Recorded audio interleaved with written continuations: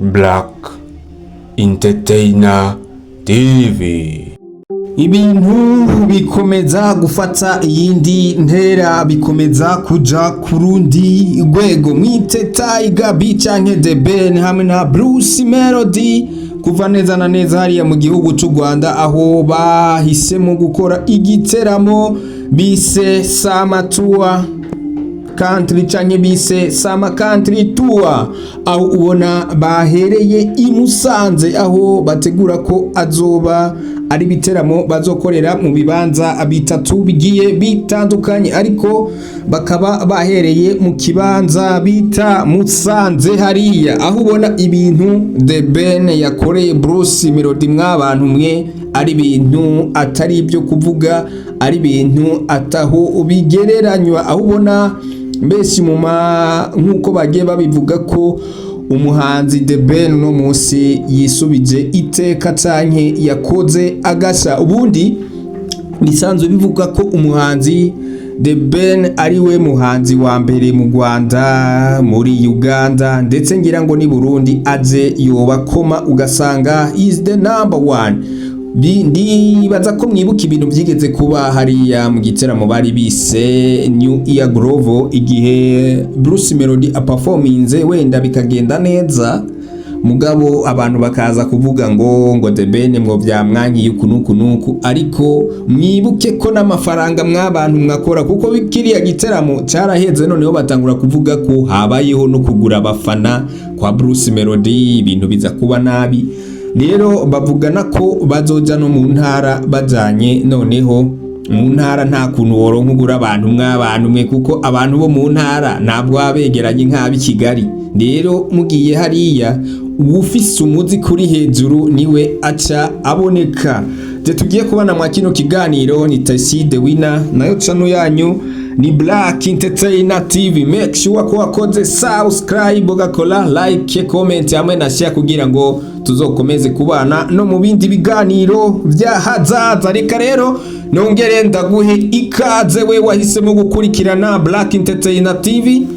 Ndakwibutsa nti ikiganiro dufise uno munsi ni miriro, ni myaka gusa, nta kintu kitari fire uno munsi uza kumva. Ati ibimeze gute rero? Ubwo Bruce Melodie nibuka neza dusubiye inyuma gato itariki ya mbere dutangura uno mwaka 2026 habaye igiteramo muri Big Arena i Kigali, aho hari hateguwe ko haza gukura ibihangange bibiri ibyoba bivugwa mu muziki w'u Rwanda wa 2-5 aho naho ni Kigali Rwanda, aho bari bateguye show.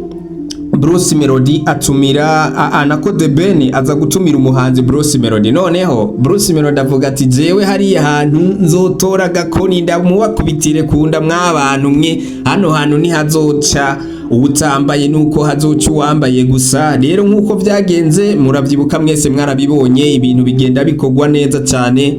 Bruce Melodie nkuko byakunze biraba arabikora, nubwo benshi baje kugaragara bavuga ati hashobora kuba habayemwo ibintu byo kugura abantu mw'abantu mwe, nabyo urazi ibyo birakora nkuko bintu bijanye n'abafana. Ariko nubwo byagenze uko umwe wese yaraje araperforminga ibintu vyiwe, noneho Bruce Melodie inyuma y'igiteramo aza kwandika amagambo ubona ko atangaza ko bamuhaye umwanya muke, ariko nkakwibutsa ko neza na neza ugiye kuraba umwanya bari bavuganye nuko yawuperforminze, ahubwo baranongera ko mugabo wewe ntiyigeze yemera ko ya performinze bihagije. Niho rero bavugana ko inyuma yaho nawe azoja kuvuga ati je nta mafaranga nkeneye kunyishura, ahubwo nanze hari ibintu ndi gutegura mw'abantu mwe, uzoze unshigikire. Mfise tour izoba karibu igihugu cyose, ariyo ubise Sama Country Tour.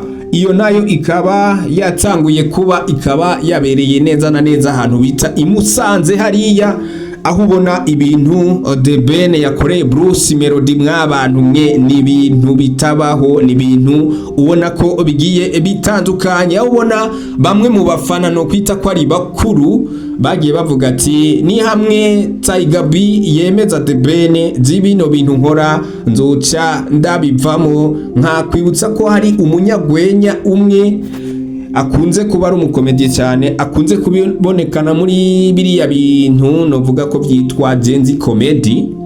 Niwe yavuze ati je bino bintu nzoca ndabivamwo hamwe The Ben yo kwemeza Bruce Melodie. None se mwabantu mwe ko mbona yaraye abikoze, ese iyo comedy uraza kuyiheba? Rero nkakwibutsa ati uno munsi inkuru zose ziko ziravugwa ni nkaho umuririmbyi Bruce Melodie atigeze anabonekana ku rubuga w'ubutambiro, ariko nkakwibutsa ko yahaje. Ariko ibintu bigaragara nuko The Ben agiheza kuririmba, abantu nka bose mwabantu mwe bahise banitahira. Bamwe baravuga ati reka reko twaje kuraba, twamubonye reka noneho twicireho.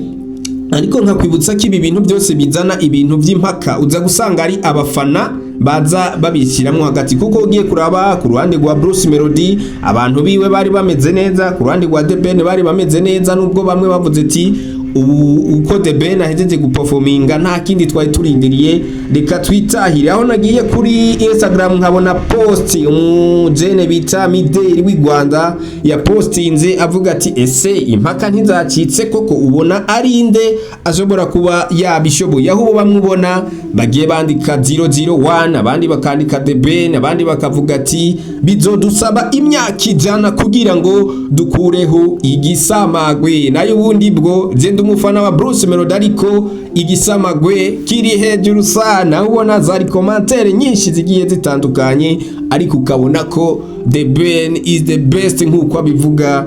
Ariko nkakwibutsa ko The Ben we avuga ati jewe nagiriwe n'Imana, ntabwo nsohora indirimbo kuri pressure, ntabwo abikora ngo nuko ngo abantu bavuze ngo kora ibi. Oya, wewe iyo abonye hageze abantu biwe bamukumbuye atera asohora indirimbo. Ndetse nkakwibutsa ko aherutse gutangaza ko vuba agomba gusohora indirimbo bari kumwe n'umuririmbyi Jose Chameleone kuva hariya mu gihugu cya Uganda, aho ubona ibintu bizoba bimeze neza cyane. Rero ukabona ko ibintu byose byaciye impaka, byaciye agahigo, ahantu hose umuririmbyi The Ben yamaze kuba ahifatira. Wewe yavuze Bruce Melodie avuga ati ndazi tugiye hanze kumukura ku ntebe asanzwe afise biragoranye, ariko nina mujana mu ntara nzomufata ndamuhondagurireyo tugaruka Kigali namwemeje. Kumbe umujene mujanye mu bantu biwe mwabantu mw'ibintu yakoreye imusanze umujene Tiger B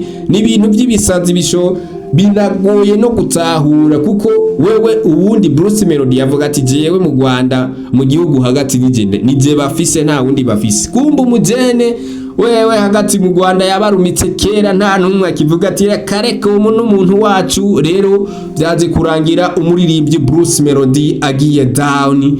Ariko mu kiganiro yakoze ryari no kuri MI Empire nuko we yavuga ati ibintu nzokora mbasanzwe ndabyizeye, mba nifitiye confidence ko ibintu byose nzobikora kandi bikagenda fresh. Ariko iyo confidence uno munsi yahindutse ikimwaro. Mbese bakomeze bakora ibyo ayandi matuwa ko mbona n'ubundi ayandi matuwa mu ntara azokomeza muhondagura canke bavyihoze.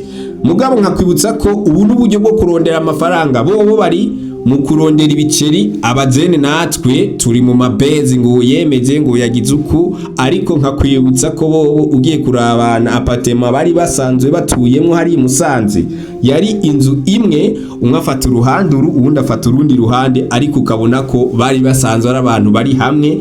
Ni kuvuga inyuma y'ibi bo busanga bahura bagaciringa bagatera inkuru, kuko abari nkaho nuvuga ko ari aba brother. Mugabo abantu nabo tukaca tuza tukakuzururimi tukakuzurusaku ibintu bitaba binakenewe. Abafana rero ba Bruce Melodie ndetse n'aba The Ben mwese mwikomera amashyi, kuko abanyu baraye bakoze amateka. Ariko abafana ba The Ben aho muri mwese mwihe amashyi, kuko The Ben ni igikoko n'igisamagwe nkuko yama bivuga canke bivugwa n'abafana biwe. Ariko numwe mu bahanzi u Rwanda rufise novuga ko ahagaze neza, is the one of vocal, numwe afise vocaliste nziza muri East Africa ndetse n'ahandi hose. Je twari kumwe ni Tasi the winner na channel yanu ni Black Entertainer TV. Kora subscribe, kore like na comment hamwe na share kugira ngo tuzokomeze kubana no mu bindi biganiro byose byahazaza.